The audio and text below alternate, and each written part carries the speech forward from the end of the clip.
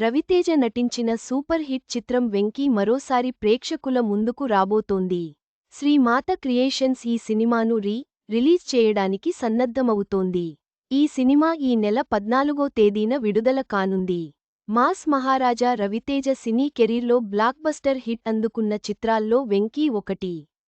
శ్రీను వైట్ల దర్శకత్వం వహించిన ఈ మూవీని అట్లూరి పూర్ణచంద్రరావు నిర్మించారు.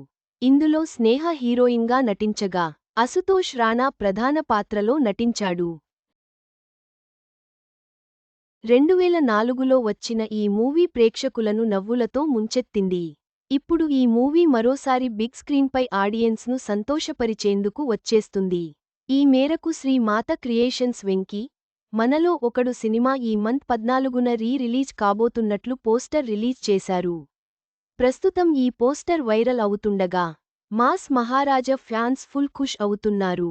రవితేజ అభిమానులకు ఇది శుభవార్త. వెంకీ మళ్లీ తెరపైకి రావడంతో వారి ఆనందానికి అవధుల్లేవు. ఈ సినిమా మళ్లీ విజయం సాధిస్తుందని ఆశిద్దాం.